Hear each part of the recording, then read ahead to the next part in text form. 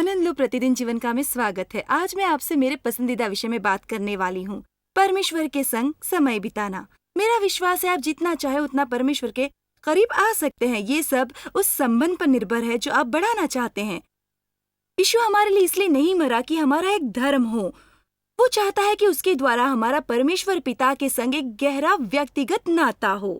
तो अपने हृदय को खोलिए और इस पाठ को अपना लीजिए जो टकोमा वॉशिंगटन में सिखाया गया।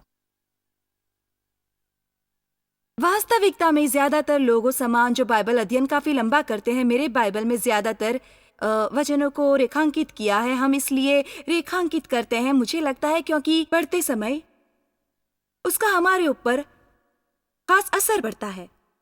मैंने कुछ दूसरा खास सिखाने का सोचा है, पर गए सप्ताह जब मैंने बाइबल खोली कुछ पढ़ने के लिए और यिर्मयाह अध्याय 2 मैंने खोला और पाया कि उस अध्याय में मैंने 4 भाग को रेखांकित किया। पाया एक बात जो मैंने करना चाहे परमेश्वर के संग समय बिताते वक्त, वो ये कि एक अध्याय मैं खोलूंगी और जितना रेखांकित किया उसे पढ़ूंगी, क्योंकि वो रत्न है, वो चीज जिसने मुझे कभी आकर्षित किया।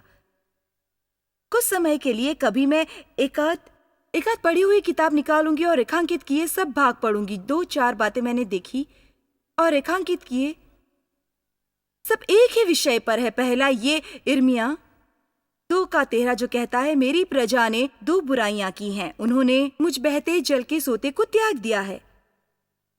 मुझ बहते जल के सोते को त्याग दिया है और उन्होंने हौद बना लिए, वरन ऐसे हौद जो टूट गए हैं और जिनमें जल नहीं बह सकता। हौद कुआं होता है। दूसरे अनुवाद के अनुसार उन्होंने ऐसे कुएं अपने लिए खुदवाए जिसमें पानी नहीं है। 2 बुराइयां उन्होंने मुझे त्याग दिया जो बहता जल का सोता है।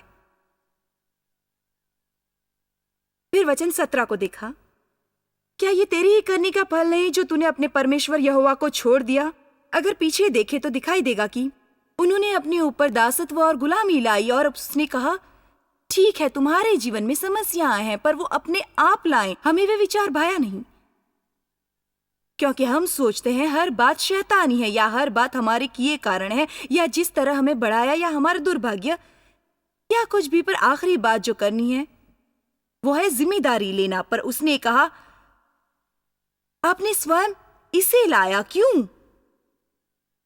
तुमने परमेश्वर को क्यों त्यागा? वचन 13 क्या कहता है? तुमने परमेश्वर को त्याग दिया। वचन 17 कहता है, तूने परमेश्वर को छोड़ दिया। परमेश्वर को छोड़ना मतलब ये नहीं कि तुम अविश्वासी बनते हो। मुझे स्पष्ट रीति से कहने दो, जहां सच्चे मसीह के नाते एक बाइबल मसीह और वास्तविकता में यीशु को अपने जीवन का प्रभु ग्रहण किया हो, यह रविवार के सवेरे 45 मिनट से ज्यादा लगेंगे।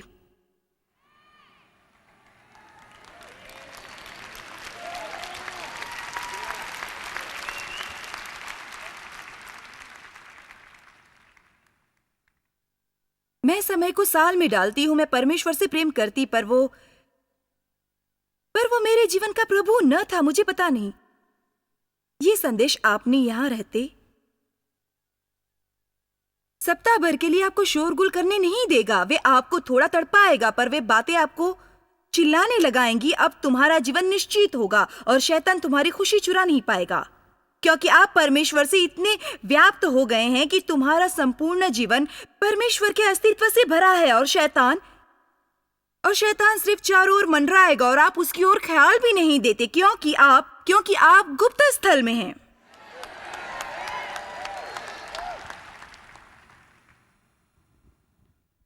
वो आपके सोमवार में, मंगलवार में, तुम्हारे बुधवार में, तुम्हारे गुरुवार में, तुम्हारे शुक्रवार में, शुक्रवार रात, शनिवार रात में आना चाहता है। केवल आपकी रविवार सुबह नहीं, आपके सोमवार, मंगलवार, बुधवार, गुरुवार और शुक्रवार रात, शनिवार रात में आना चाहता है। केवल आपकी इतवार सुबह नहीं, पर तुम्हारी इतवार दोपहर, तुम्हारी इतवार रात भी तुम्हारे पॉकेट बुक में आना चाहता है। आप कैसे ड्रेस करते हैं इसमें शामिल होना चाहता है, कैसे मित्र चुनते हो उसमें शामिल होना चाहता है, आपके मनोरंजन में वो शामिल होना चाहता है। परमेश्वर आपके विचार में शामिल होना चाहता है, आपके वार्तालाप में शामिल होना चाहता है।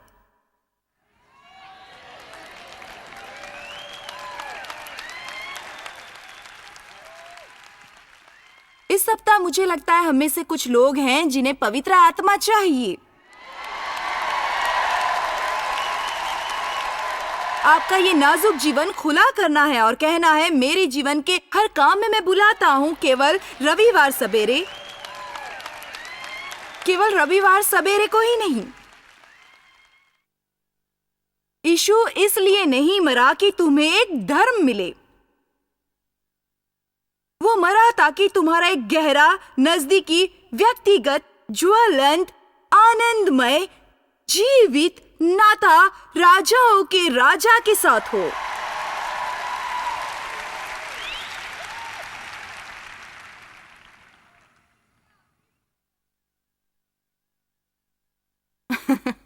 मैं इसी कोशिश में लगी हुई हूं। यिर्मयाह 2:19। तेरी बुराई ही तेरी ताड़ना करेगी और तेरा भटक जाना तुझे उल्हाना देगा। जान ले और देख कि परमेश्वर को त्याग देना एक बहुत ही बुरी और एक कड़वी बात है। दूसरी, तू मुझे तुच्छ जानता है।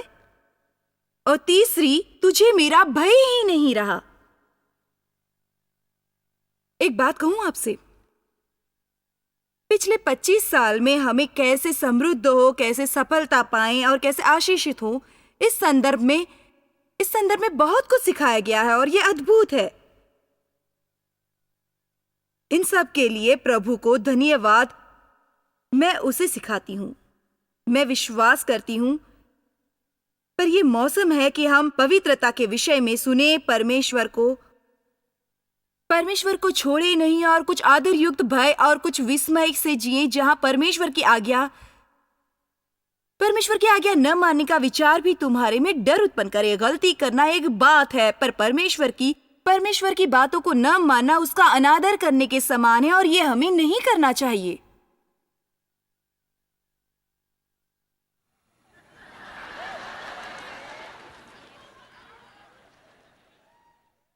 वो दिन आ रहा है, यीशु शीघ्र आने वाला है, बहुत जल्द।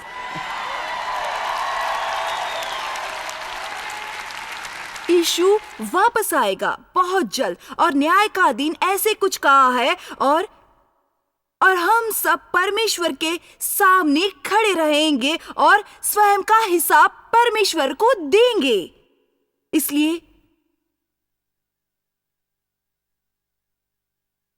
इसलिए कोई क्या करता इसकी हमें चिंता नहीं, क्योंकि परमेश्वर हर एक का लेखा आपसे नहीं लेगा। वो मुझे औरों के बारे में नहीं पूछेगा। मुझे अपना खुद का लेखा देना होगा और आपको अपना खुद का लेखा देना होगा। मैंने कैसे और क्या संदेश दिया, इसका मुझे लेखा देना पड़ेगा। और जिन आत्माओं की जिम्मेदारी परमेश्वर ने मुझ पर डाली है, उसका लेखा देना होगा। क्या आप सुनना चाहते हैं? ये मैं नहीं कह पाऊंगी। आपको क्या सुनना जरूरी है वो मुझे कहना है।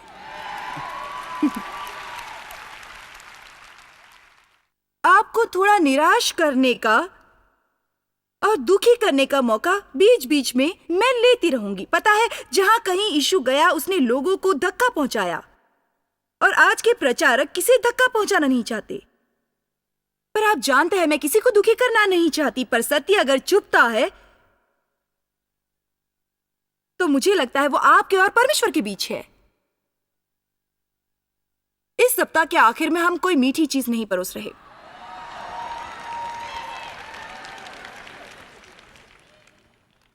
वचन 13, तुमने मुझे छोड़ दिया। वचन 17, तुमने मुझे छोड़ दिया। वचन 19, तुमने मुझे छोड़ दिया।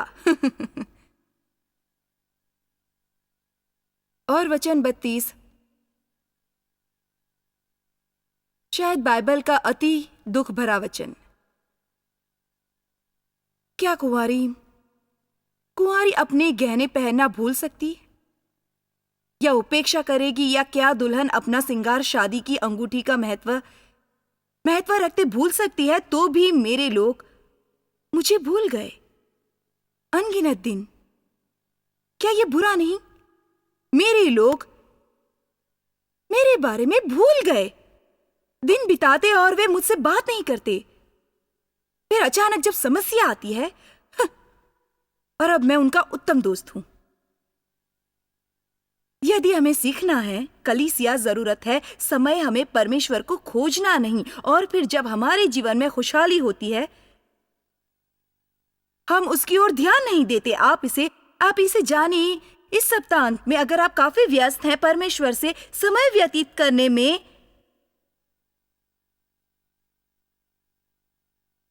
तो आप काफी व्यस्त हैं। तो मैं कहना चाहती हूं, जो शायद किसी अच्छा नहीं लगेगा,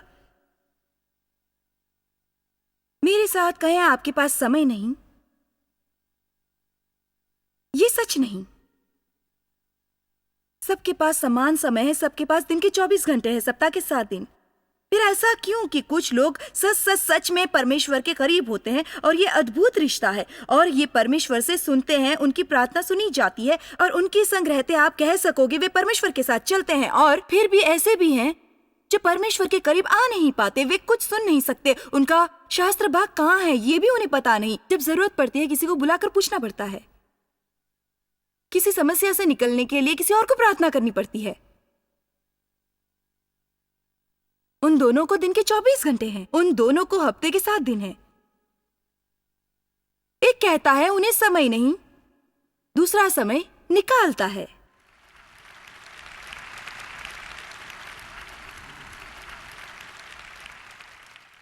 ये कहावत आपको पता है? ये करने में मैं समय बिताऊंगी। गई रात को 2 घंटे बिताए बैठे टीवी के सामने, चैनल घुमाती रही और देखने लायक कुछ भी नहीं पाया मैंने, कुछ भी नहीं। फिर हम दूसरी रात को मुड़ते हैं और बार बार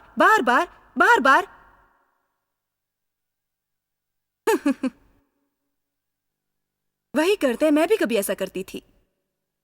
मैं 3 घंटे शॉपिंग मॉल में बिताती, पर घर पर कुछ नहीं ले आती। मैंने 2 घंटे बिताए, मैंने 3 घंटे बिताए, मैंने 4 घंटे बिताए, मैंने 5 घंटे बिताए, मैंने 6 घंटे बिताए, मैंने 7 घंटे बिताए। यही होता है।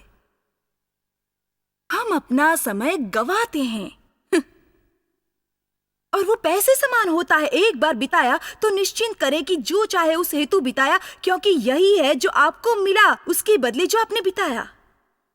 आपको फिर वो पैसे प्राप्त नहीं होंगे, अब आपको ये मिला। सो जब मैं समय बिताती तो मुझे ये निश्चित करना है कि जिससे मेरी आयु बढ़ेगी और अच्छी होगी, वे मुझे उस समय से प्राप्त हो।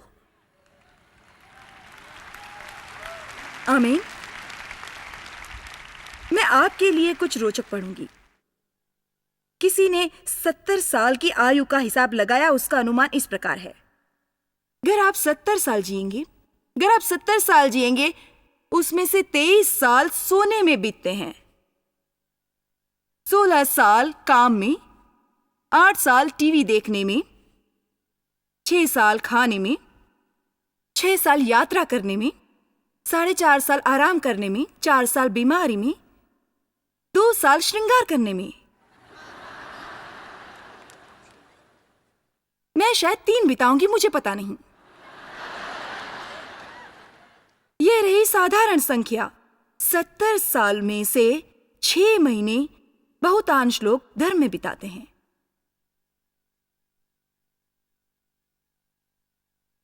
कुल 70 साल, 100%। उप्स, जीवन समाप्त। सोच में डाल दिया ना मैंने आपको।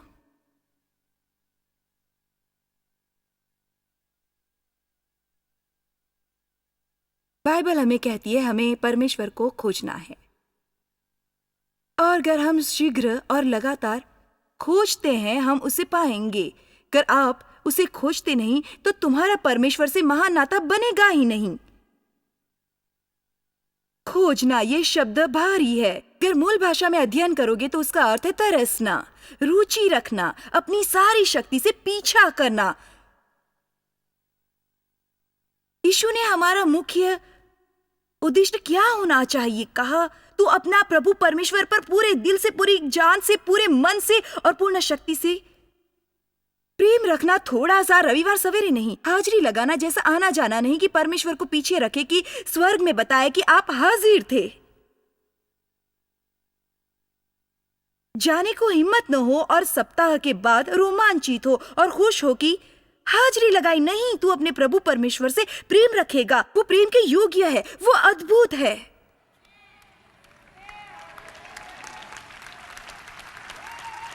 जैसा यीशु तुम्हें कर सकता है वैसा और कोई नहीं कर सकता। आमीन। वो हालेलुया। उसने पौलुस और सिलास को जेल में गाने लगाया। जब पौलुस ने फिलिप्पी 4:4 में लिखा, प्रभु में आनंद करो, और फिर कहूंगा आनंद करो। अगर इतिहास पढ़ेंगे, वो जेल में खड़ा था जिसमें शहर का बड़ा नाला बह रहा था।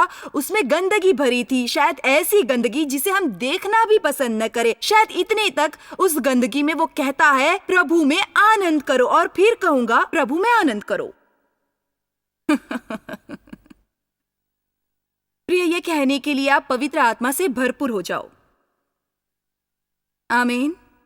सप्ताह में एक बार 45 मिनट का संदेश सुनने से यह संभव नहीं हो पाएगा। आपको नाश्ते की जरूरत नहीं। वचन ऐसी जगह है जहां आप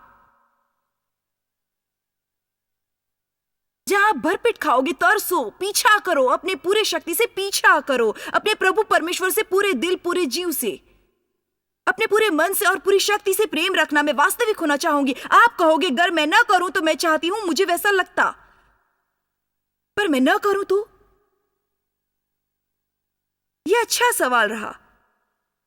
अगर आप प्रार्थना करना न चाहें और आप परमेश्वर को खोजना न चाहें और बाइबल पढ़ना न चाहें और सारी बातें आपको उबाऊ लगती हैं और चाहते ऐसा न हो, और आप चाहते हो, आप उन लोगों में से हो जो परमेश्वर के लिए तरसते हैं पर आप नहीं है, मैं बताती हूँ क्या करना है। सर्वप्रथम प्रार्थना में लगो कि परमेश्वर तुम्हें चाहत दे। अगर वैसी चाहत न हो तो हर चीज प्रार्थना से प्राप्त होगी। अगर तुम्हें चाहत न हो, प्रार्थना करो कि परमेश्वर तुम्हें चाहत दे।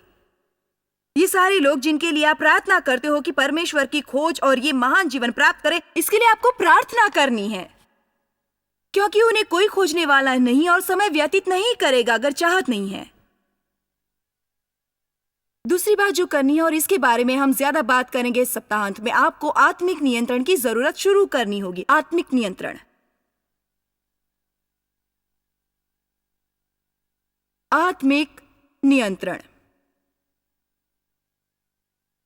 भूख लगने पर कुछ बातें आप करते हो और बाकी कुछ भी अच्छा नहीं लगता, पर खाना अच्छा लगता है। आपको स्टोर जाना होगा, उसे घर में लाना होगा, उसे अपने घर में रखना होगा, उसे बाहर निकालना पड़ेगा, आपको रसोई घर खराब करना पड़ेगा, उसे पकाना होगा। जो चीज खाने में आपको 10 मिनट लगती है, उसे पकाने में आपको 2 घंटे लग जाते हैं। आप बैठ जाते हैं, उसे खाते हैं, फिर सारी खराबी को साफ करते हैं। आज हम ज्यादा ऐसे नहीं करते। हम बाहर जाते हैं और खरीदते हैं, और आखिरकार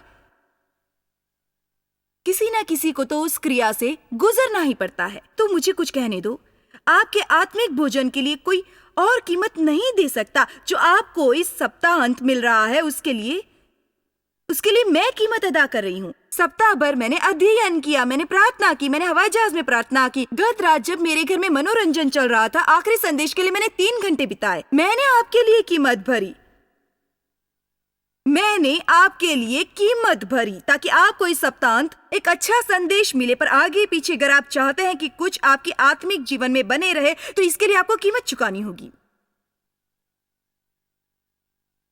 एक बात कहूं, आपसे सच बताने वाली हूं, कोई भी नहीं, मैं किस पर यकीन नहीं करती जो किसे खोजने के लिए समय बिताए जिन्हें वे देख नहीं पाते, और ज्यादातर समय उनका एहसास नहीं होता, और आधे समय वो सुन नहीं पाते। जबकि उन्होंने प्रथम शुरुआत की थी। पर मैं कुछ कहूंगी, बार बार करने के लिए अगर आप खुद को अनुशासित करते हो, आपको आदत होगी, और फिर आप ऐसी स्थिति में पहुंचेंगे जब आप वो नहीं करेंगे, आपको किसी चीज की कमी महसूस होगी। मुझे नहीं पता आप किस बात के आदी हैं, पर हम आपको सब झंझट में से मुक्त करके यीशु के आदी बनाना चाहते हैं।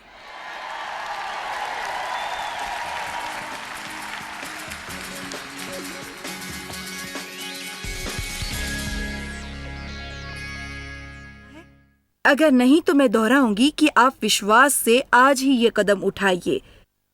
ये अनंत काल आप कहीं तो बिताएंगे, आपको ये निश्चित करना है कि ये स्वर्ग है।